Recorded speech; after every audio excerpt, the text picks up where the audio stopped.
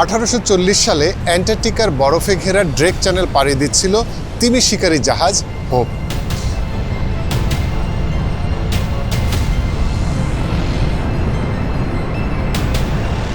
যেতে যেতে হঠাৎ দূর থেকে বরফে আটকে থাকা একটি পরিত্যক্ত জাহাজ দেখতে পান হোপের নাবিক।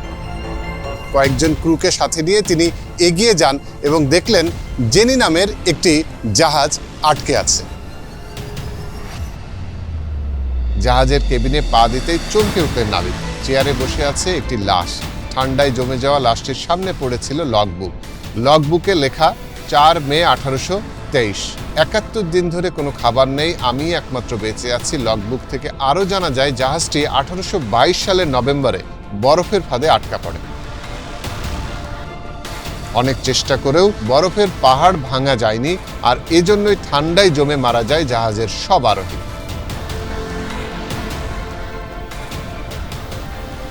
পরবর্তী সময় এই মর্মান্তিক ঘটনাটি সারা পৃথিবীতে ছড়িয়ে পড়লেও আদৌ এটি সত্যি কিনা সেই রহস্য এখন পর্যন্ত ভেদ করা যায়নি। এই মহাদেশের আকার, আয়তন, এমনকি অনেক রহস্যময় ঘটনা নিয়ে আগ্রহের শেষ নাই মানুষের।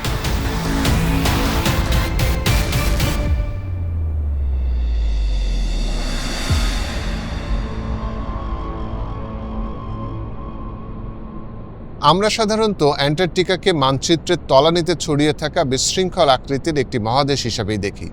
অনেক সময় মানচিত্রে এটিকে ঠিকভাবে দেখানো হয় না, কিন্তু বাস্তবে এটি কতটা বিশাল তা ধারণা করাই কঠিন। যদি অ্যান্টার্কটিকাকে আমরা উত্তর আমেরিকার মানচিত্রের উপর রাখি, তাহলে দেখা যাবে এটি যুক্তরাষ্ট্রের মূল 48টি অঙ্গরাজ্য থেকেও বড়। আবার যদি অ্যান্টার্কটিকাকে ইউরোপের উপর রাখি, এটি নরওয়ে ও ফিনল্যান্ডের উত্তর প্রান্ত থেকে ইরান ও ইরাক পর্যন্ত বিস্তৃত হবে। আরও সহজ করে বলি, আমেরিকা এবং মেক্সিকোর মোট আয়তন অ্যান্টার্কটিকার সমান। এত বিশাল একটি এলাকা কিন্তু জনশূন্য। তবে আপনি যদি ভাবেন অ্যান্টার্কটিকা একেবারেই জনমানবহীন, তাহলে ভুল ভাবছেন। শীতের সময় এখানে 1000-এর মতো মানুষ থাকে, কিন্তু গ্রীষ্মের সময় সেই সংখ্যা বেড়ে দাঁড়ায় 5000-এর মতো। এত কম জনসংখ্যার কারণ কি?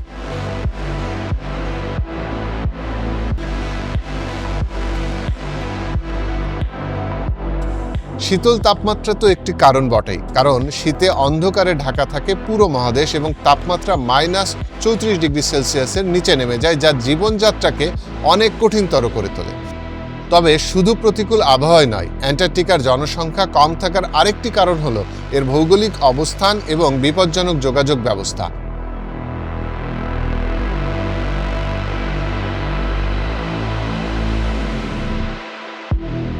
এই মহাদেশ পৃথিবীর একেবারে দক্ষিণ প্রান্তে। এর সবচেয়ে কাছের বড় শহর আর্জেন্টিনার উশুয়া, তাও প্রায় 1000 কিলোমিটার দূরে। উশুয়া থেকে অ্যান্টার্কটিকা যেতে হলে ব্যবহার করতে হয় ড্রেক প্যাসেজ, যা বিশ্বের সবচেয়ে বিপজ্জনক সমুদ্র পথগুলোর একটি।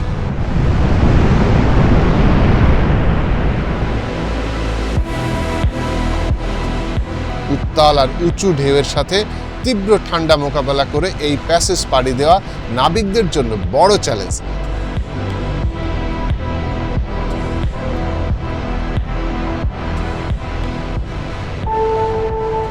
অ্যান্টার্কটিকা বরফে ঘেরা থাকলেও এর ভিতরে লুকিয়ে আছে প্রচুর ভূতাত্ত্বিক বৈচিত্র্য এবং প্রাকৃতিক বিস্ময়। এই মহাদেশের বিভিন্ন অংশ আগ্নেয়গিরি দিয়ে বেষ্টিত। এখানে আছে মাউন্ট ইবেরাস, পৃথিবীর সর্বদক্ষিণের সক্রিয় আগ্নেয়গিরি। এর অভ্যন্তরে আছে এক বিশাল লাভার লেক, যা 1970 সাল থেকে জ্বলছে। আগ্নেয়গিরি থাকলেও শীতকালে এই অঞ্চলের তাপমাত্রা -62°C পর্যন্ত নেমে যায়, যা মানুষের ত্বককে কয়েক মিনিটের মধ্যেই বরফ বানিয়ে দিতে পারে। এমনকি এখানে গরম পানি বাতাসে ফেলে দেওয়া হলেও তা মাটিতে পড়ার আগেই বরফ হয়ে যায়। মাউন্ট এরেবাসের নিচে একটি রহস্যময় জগৎ রয়েছে, যা মানুষের কল্পনারও বাইরে।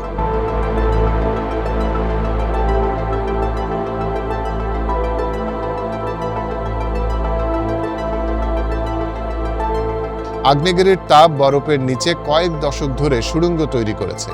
এই সুড়ঙ্গগুলোতে তাপমাত্রা 25°C পর্যন্ত উঠতে পারে, যা অ্যান্টার্কটিকার মতো শীতল অঞ্চলে অদ্ভুত এক উষ্ণ আশ্রয়স্থল তৈরি করছে। ভাবতে পারেন এত বরফের মাঝেও এমন উষ্ণ স্থান? 2017 সালে একদল গবেষক মাউন্ট এভারেস্টের এই সুড়ঙ্গ থেকে মাটি সংগ্রহ করে এবং সেখানে অ্যালগি শ্যাওলা বা ছোট ছোট প্রাণীর ডিএনএ খুঁজে পায়। এর মধ্যে কিছু প্রাণীর ডিএনএ মানবজাতির কাছে এখনো অজানা। বিজ্ঞানীরা মনে করেন বরফের নিচের এই উষ্ণ গুহাগুলোতে এমন সব প্রাণী থাকতে পারে যেগুলোকে আমরা এখন পর্যন্ত আবিষ্কারই করতে পারিনি। আবার এই অ্যান্টার্কটিকার এমন কিছু এলাকা আছে যেগুলোকে পৃথিবীর সবচেয়ে শুষ্ক এলাকা বললেও ভুল হবে না। ড্রাই ভ্যালিস নামে পরিচিত এসব এলাকায় বৃষ্টি হয়নি অন্তত 20 লাখ বছর। ব্যাপারটা অদ্ভুত না? অ্যান্টার্কটিকার বরফের নিচে 675টি তরল হ্রদও আছে। এগুলো 1990-এর দশকে প্রথম আবিষ্কৃত হয়। অ্যান্টার্কটিকার আরেকটি আশ্চর্যজনক স্থান হলো লেক ভুস্তক। 4 কিলোমিটার বরফের নিচে চাপা এই হ্রদটি প্রায় 15 মিলিয়ন বছর ধরে বিচ্ছিন্ন। এখানকার পানি মারাত্মক ঠান্ডা, তাপমাত্রা -3 ডিগ্রি সেলসিয়াস। বিজ্ঞানীরা নাকি সেখানে এমন অজানা জীবের অস্তিত্ব পেয়েছেন যা পৃথিবীর আর কোথাও নেই। গবেষকদের মধ্যে এই হ্রদে পাওয়া পানির পরিমাণ লেক মিশিগানের চেয়েও বেশি এবং এটি পৃথিবীর 6ষ্ঠ বৃহত্তম হ্রদ। আগেই বলেছি, লেক ভুস্তকের পানি -3 ডিগ্রি সেলসিয়াস তাপমাত্রায় থাকে, তবে বরফের নিচের ভূতাপের কারণে এটি তরল অবস্থায় থাকে। এছাড়াও 1958 সালে সোভিয়েত গবেষক অ্যান্টার্কটিকার বরফের নিচে একটি বিশাল পর্বতমালা আবিষ্কার করেন, যা গ্যাম্বার্টসব পর্বতমালা নামে পরিচিত। এই পর্বতমালা প্রায় 1200 কিলোমিটার বিস্তৃত এবং 2700 মিটার উঁচু, যদিও এটি পুরোপুরি বরফের নিচে ঢাকা। সত্যি বলতে কি, অ্যান্টার্কটিকার বরফের নিচে লুকিয়ে থাকা অনেক রহস্য এখনো মানবজাতির কাছে অজানা। অ্যান্টার্কটিকার বরফের নিচের অনেক কিছু এখনো লুকিয়ে আছে যেগুলো মানুষ জানতেই পারেনি, যেমন জীবাশ্ম, গুহা এবং নতুন জীববৈচিত্র্য। এখন প্রশ্ন হচ্ছে, অ্যান্টার্কটিকা কারা নিজেদের দাবি করছে? আর্জেন্টিনা, চিলি, যুক্তরাজ্য এমনকি রাশিয়া সবার নজরই এই মহাদেশের দিকে, কারণ এখানে লুকিয়ে আছে বিশাল প্রাকৃতিক সম্পদ, বিশেষ করে তেল। 2024 সালে রাশিয়ানরা আবিষ্কার করলো অ্যান্টার্কটিকার বরফের নিচে রয়েছে এক বিশাল তেল ক্ষেত্র। রয়েছে 511 বিলিয়ন ব্যারেল তেলের সম্ভাবনা। এর বাজার মূল্য $44 ট্রিলিয়ন। জাপান সরকারের 1 বছরের বাজেট যেখানে $1 ট্রিলিয়ন মতো, সেখানে $44 ট্রিলিয়ন তো আর চারটিখানি কোনো বিষয় নাই। তবে এখনকার আন্তর্জাতিক চুক্তির কারণে কেউ সেখানে খনন করতে পারছে না। তবে এই চুক্তি শেষ হবে 2048 সালে। তারপর কি হবে?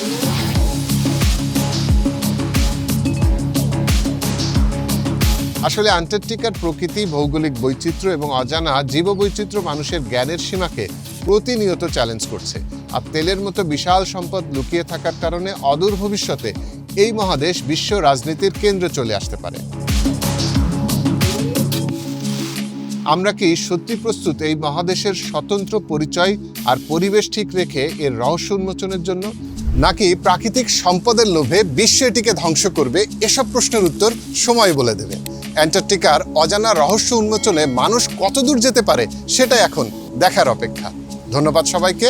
সুস্থ থাকুন, ভালো থাকুন।